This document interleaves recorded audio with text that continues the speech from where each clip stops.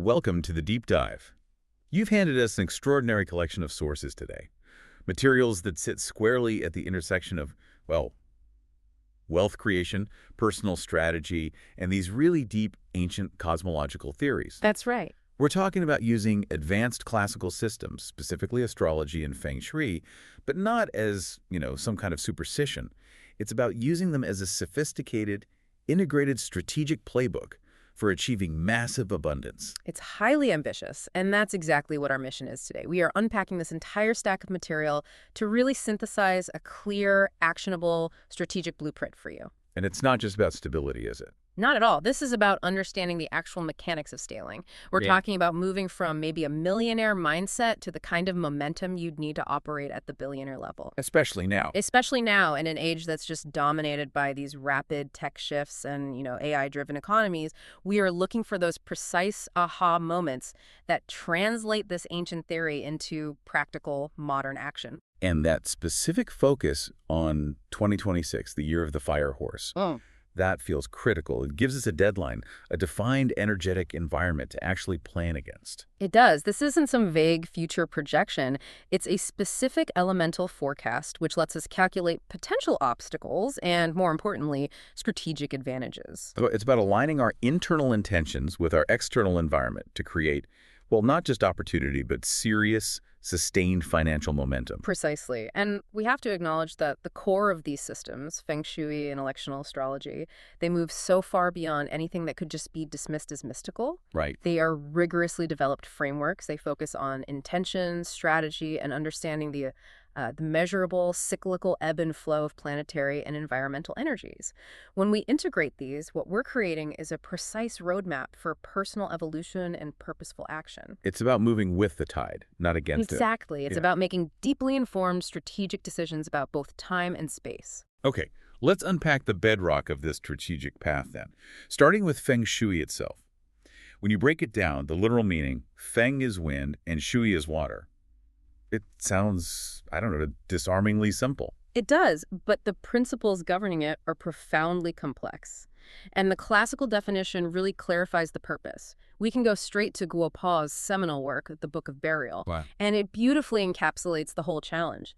Qi or Qi is dispersed by wind and retained by water. Dispersed by wind, retained by water. So the very practice of Feng Shui is the study of choosing and arranging a site to retain Shengxi, that vibrant, nourishing, life-affirming energy. And at the same time, avoiding places where it gets stagnant or blown away. Exactly. You want to avoid areas where wind might disperse it or where it becomes stagnant, which is known as shaqi, or killing energy. And Qi itself is often, I think, the hardest concept for the modern mind to really grasp.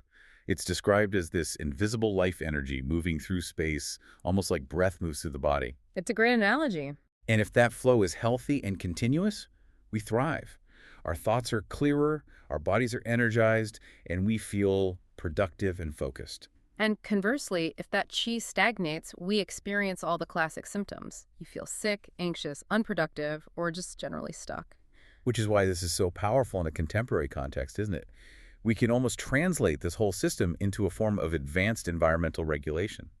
I think that's the perfect term for it. It focuses on the optimal flow of air, of light, of sound, even the vibrational texture of a space. All of these things interact directly and demonstrably with our nervous systems. Right. So if we spend our lives surrounded by clutter or poor ventilation or harsh lines, we're constantly fighting an uphill battle against the very environment that's meant to support us. The ultimate goal, then, remains elegantly simple.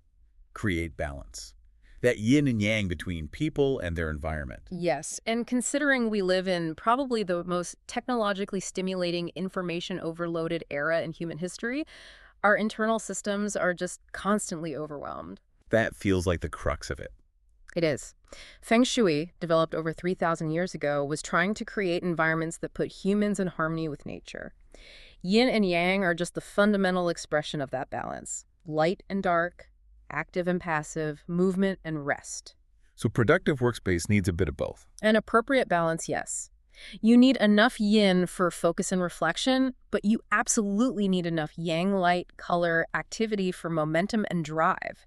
Too much yang leads to burnout, And too much yin. leads to lethargy and stagnation. You get nothing done. Integral to manipulating this balance and directing the flow of qi is the system of the 5 elements, or Wu Jing. Now, we have to be really clear here. Traditional Chinese metaphysics uses wood, fire, earth, metal, and water. This is a crucial distinction from the Greco-Roman classical systems of earth, air, fire, and water. It's a huge distinction because here the elements are defined not by what they are, but by how they interact. That interactive quality is everything. You're constantly transforming. Constantly. They're defined by the producing cycle, often called the mother-child analogy, and that is the core mechanism we use to achieve energetic balance in a space or even in a chart. Okay, so let's walk through that generative, that life-giving cycle in detail, because understanding this feels like the key to any strategic enhancement. Absolutely. We begin with wood. Wood is the element of growth, of initiation, of springtime, and wood feeds fire. Okay, wood feeds fire. Fire is expansion, visibility, high energy. Then, when that fire burns down, it creates earth, the ash, the residue. And earth represents stability, foundation, grounding. Right. And where does earth take us from there? Well, earth generates metal. We mine metals and minerals deep within the earth, so metal represents precision, structure, refinement. And then metal produces water. That one always felt a little less intuitive to me. It's often explained a couple of ways. One is the concept that metal must be liquefied to change its form, so its transformational nature is linked to the fluid nature of water. But you also see it in a much more simple way, like condensation forming on a metal cup. Metal attracts and collects water. I see. And then water, the element of communication and flow, it nourishes wood. And we're full circle, back to growth and new beginnings. This continuous generative loop is the principle we use when we select a cure for a space. So if a sector needs more fire energy, you wouldn't necessarily just add a bunch of red things. Exactly. You would introduce wood to feed the fire rather than directly adding more fire, which might be too intense or even destructive in that context. It's a more balanced, sustainable approach. Now, if we zero in on the elements related specifically to wealth accumulation, the sources point out this duality concerning Earth that's highly relevant to your strategic goals. Yes, this is fascinating. Earth, generally speaking, represents possessions, stability, and wealth. But there's a split, isn't there? Yeah. Based on the nature of the earnings, it suggests we need different strategies for different kinds of wealth. We do.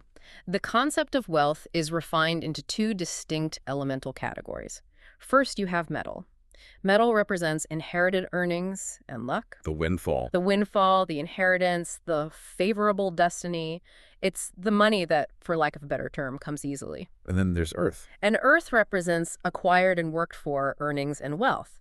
This is the capital you labor for, that you accumulate through focused effort, that you build deliberately through business ventures and sound foundational investments. This duality seems crucial for scaling. If you're aiming for that kind of massive abundance, you have to employ strategies that enhance both. You must. You want the luck, the metal, but you absolutely have to prioritize the foundational, repeatable, worked-for wealth, the earth, that sustains that expansion.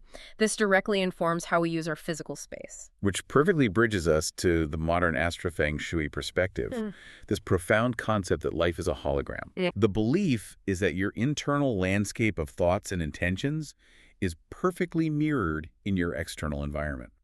So to change your life, you have to simultaneously change your thoughts and your surroundings. Because your surroundings are actively reflecting those evolving intentions back at you, it really all boils down to the power of intention. It's the trigger. It's the energetic trigger that aligns the internal with the external. And the sources point out something that's been observed in practice.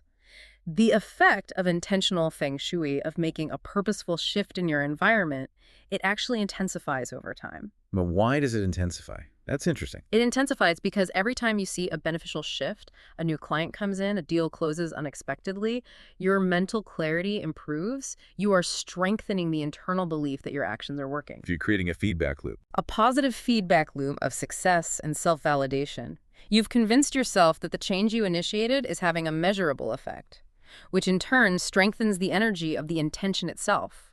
You are literally manifesting your strategy into reality by aligning your mind and your physical space. Okay, now let's execute on that. Let's focus on the specific environmental strategy needed for 2026. This isn't generic advice. This is a tactical plan based on the upcoming annual energies of the fire horse. And the 2026 annual chart presents a very potent, and I have to say potentially volatile environment. It's characterized by a double dose of fire energy. So not a mild increase. No, this is a forceful, almost overwhelming intensity.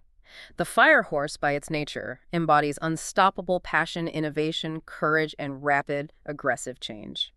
That sounds on the surface like an ideal energetic environment for scaling, for achieving that billionaire momentum. It's the drive to make bold leaps, not just incremental changes. It provides the fuel, yes. This fire energy is strongly associated with resource luck, the support, the tools, the network, the sheer drive needed to create massive, scalable success. But there's a however. There is. We have to discuss the duality. While fire is expansion, unchecked fire is also speculation, emotional volatility, burnout, and potential destruction. So market bubbles.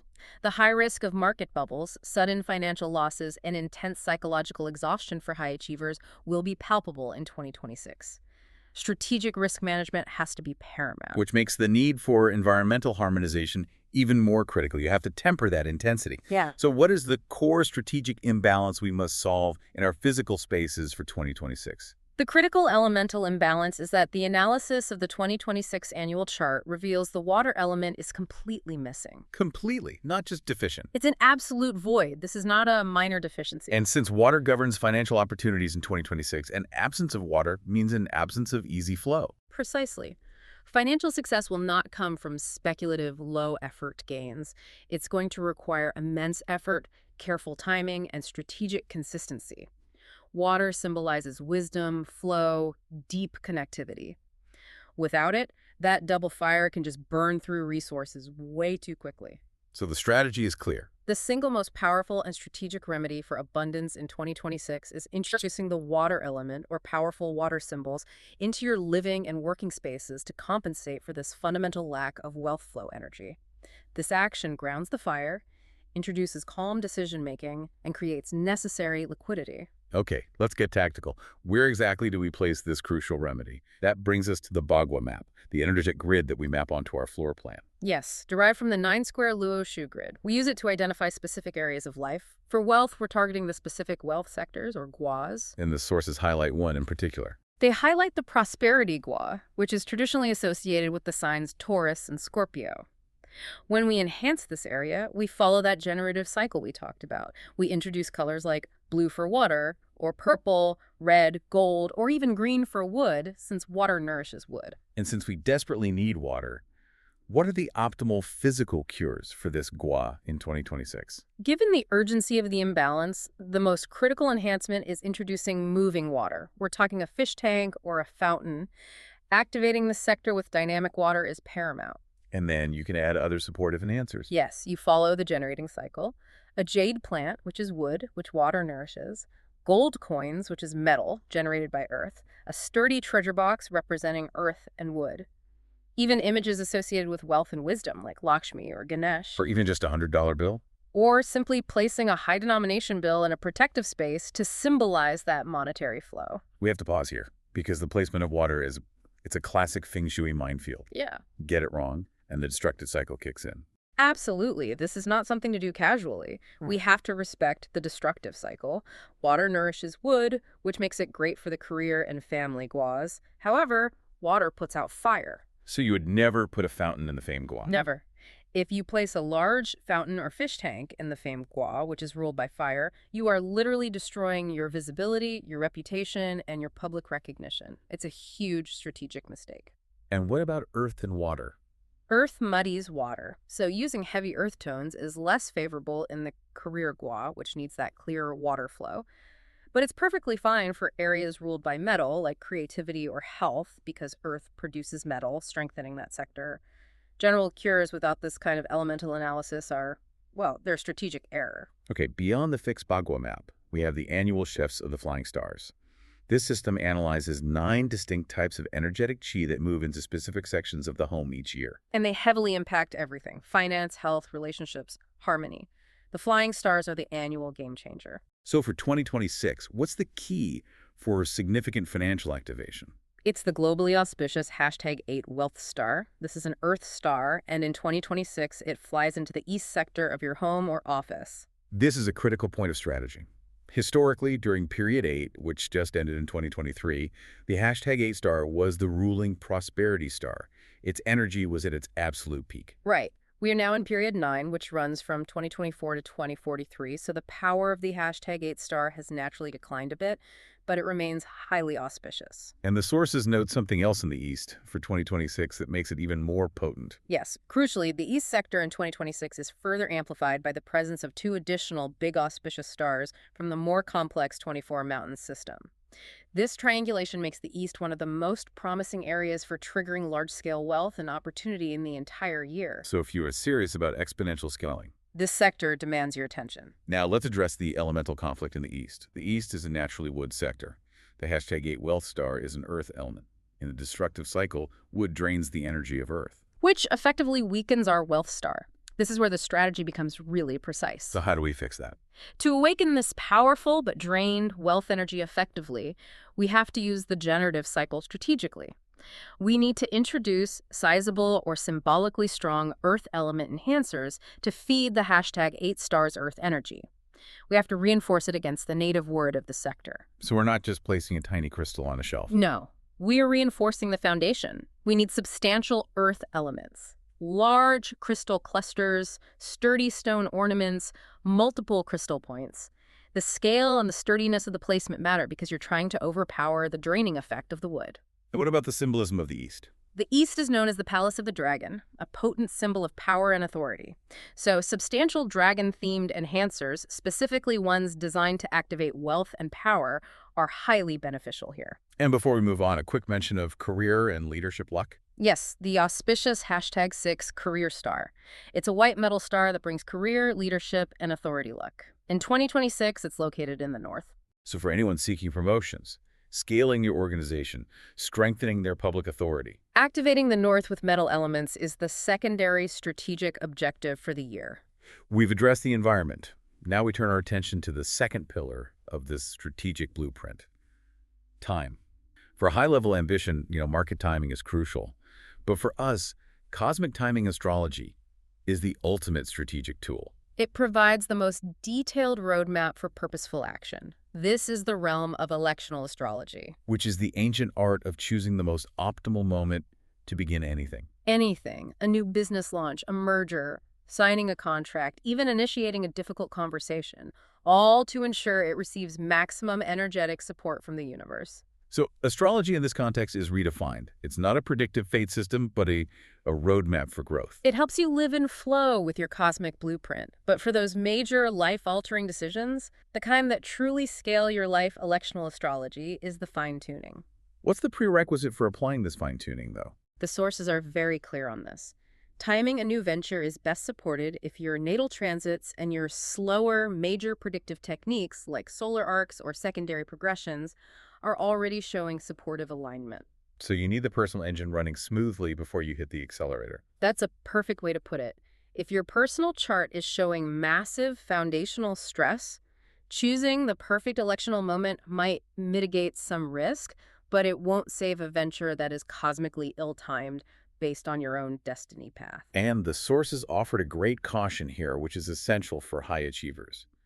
The anxiety about choosing the wrong time can paralyze you into avoiding action altogether. And inaction, stemming from that fear of a misstep, is often more harmful than the occasional minor error in timing. You cannot transcend your destiny without action. You need the learning and growth that comes from movement. So the universe rewards the engaged strategist, not the fearful perfectionist. Absolutely. Okay, let's delve into the 3 highly sophisticated techniques traditionally used to map and predict major life events, what we can call the billionaire's clock. We start with the slowest, most foundational technique, primary directions. Primary directions are deep-level, traditional techniques used to determine major turning points in the overall structure of life events. They function on a simple but profound concept. One day after birth symbolizes 1 year of life. Wow. And they involve directing the significator, The point representing an area of life, like your 10th house cusp for career, to the promiser, the point promising a change, perhaps a beneficial transit from Jupiter. This sounds intensely technical. How do these massive, slow-moving directions work? Well, this is where we need to clear up some modern confusion. The sources stress that all traditional directions, whether they're called direct, moving forward in the zodiac, or converse, symbolically backward, they are all calculated using the clockwise primary motion. The Earth's daily rotation. Exactly. Modern techniques sometimes incorrectly calculate converse against this motion, which entirely misses the intention of the ancient authors who are mapping a single unified celestial rotation. Understanding this is key to accurate traditional strategic planning. Another critical, hyper-specific point the sources raised was the relationship between primary directions and house systems. Can you elaborate on why that technical detail matters? It matters because the source material is trying to distinguish rigorous practice from modern simplification. The sources emphasize there is no mandated relationship between the calculation of directions and the house system you use. So you don't have to use a specific house system for it to work. Right. For instance, Ptolemy, who formalized the use of semi-arc directions, didn't use the Placidus house system. He used equal houses. The idea that you must use Placidus houses if you use semi-arc directions is a modern invention, specifically from the 20th century. So traditional practice is rooted in geometrical precision, not in the specific house system you choose for interpretation. Okay, moving to the middle speed of the clock, we have the annual revolution, or the solar return.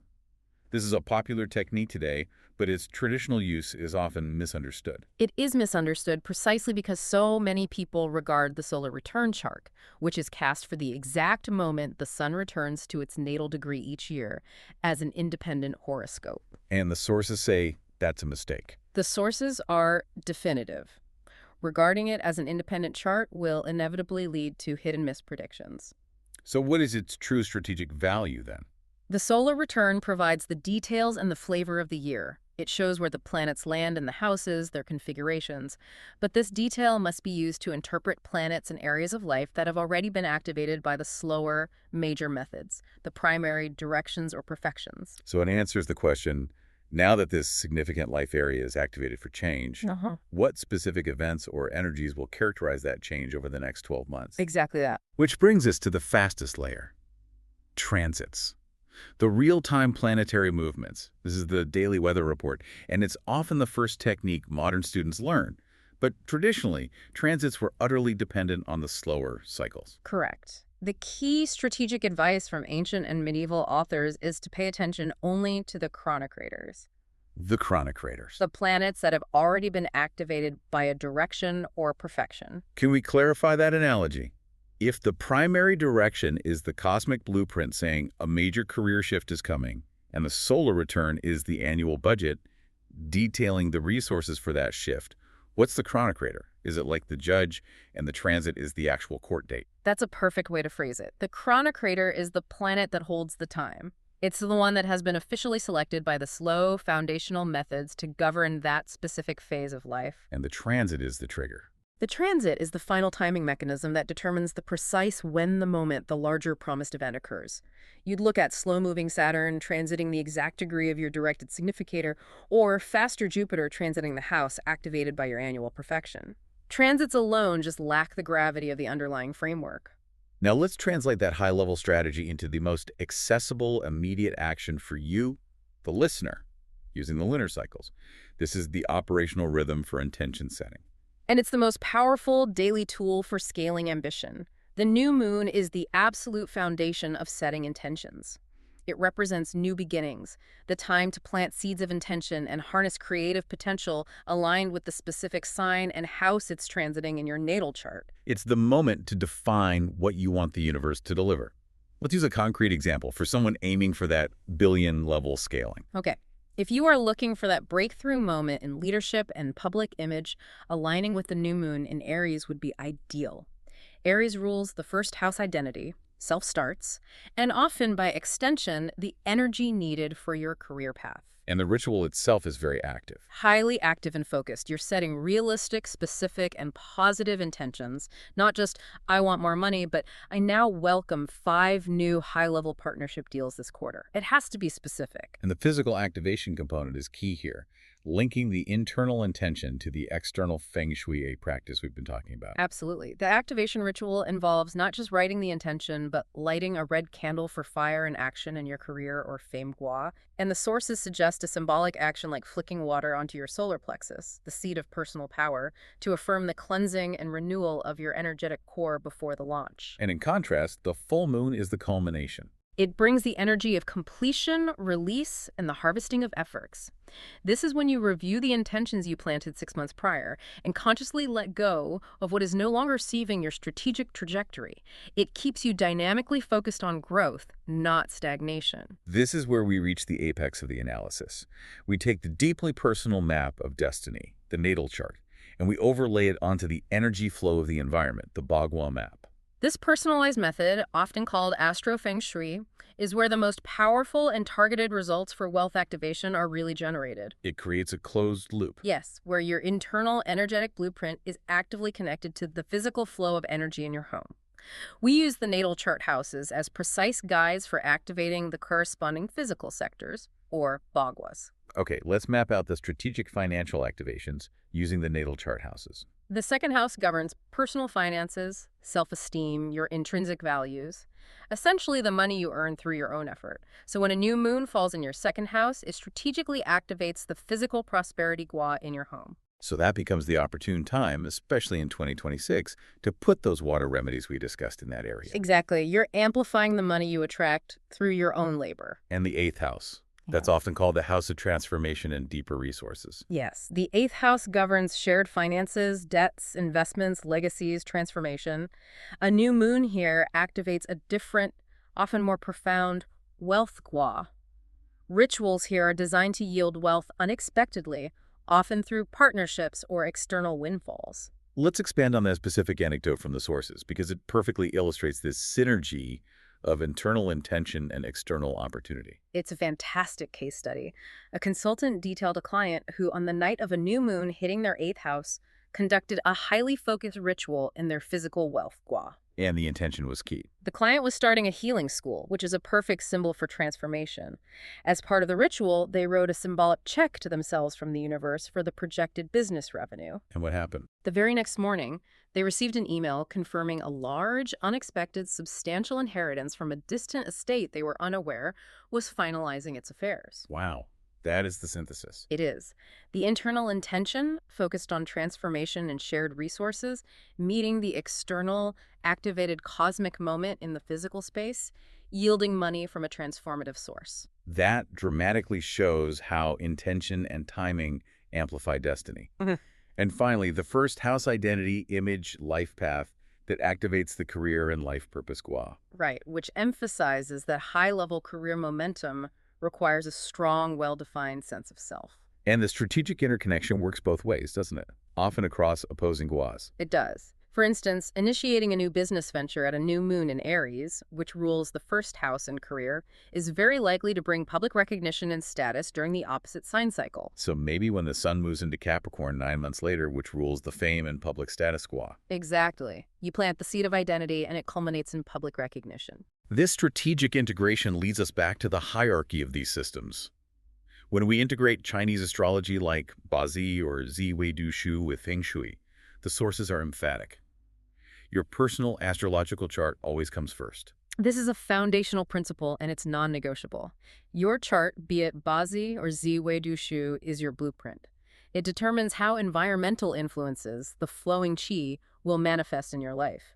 The environment provides the influence, but the chart dictates the genre of the outcome. So Feng Shui is the environmental moderator helping steer the boat, but the personal chart is the boat itself. Perfectly put. If you have 10 high-level executives sitting in the same home office, and that sector contains the negative flying star, #5, the star of misfortune and bad luck, they will all experience it differently. Depending on their natal chart. Yes.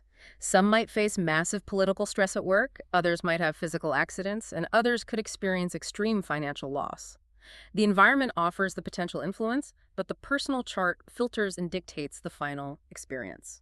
And the sources gave us that extreme anecdote to drive this point home about environmental interaction with personal destiny. The story is vital because it illustrates the profound impact of misalignment. A consultant detailed a client whose natal Bazzi chart showed an extremely weak element representing her husband, a natal vulnerability. Okay. When the consultant analyzed the house structure itself, it was identified as the highly inauspicious Zai, Which translates to what? literally life comes to an end or utter peril. The combination of the deep personal weakness in the husband's fate, amplified by the house's destructive environmental energy, resulted in a tragic outcome.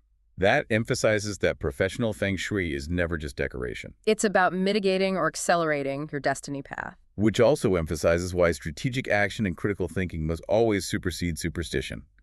The sources warn against cargo cult practices. Which just means mimicking authority without understanding the underlying mechanism.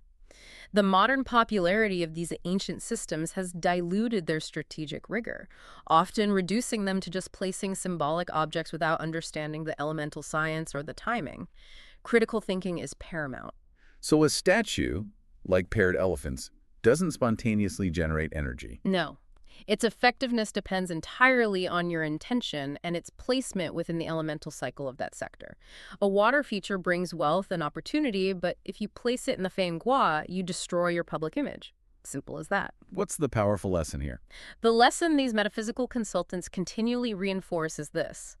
While nothing can fundamentally change the core blueprint of your Bazi or Ziwei Dushu, that is your destiny, you can absolutely transcend your destiny. You do it by intelligently riding the ebb and flow, the yun of time and energy through your own conscious actions and strategic decisions. It's about self-knowledge, knowing the best timing to actualize your potential, and ensuring your physical environment supports that ascent, rather than simply being subject to fate. The confluence of cosmic timing and environmental harmony provides the structure for that strategic leap toward extraordinary abundance. This deep dive has provided an unprecedented level of detail. It proves that achieving massive abundance, whether you're scaling a business in the age of AI or targeting a major career shift, it isn't about simple luck.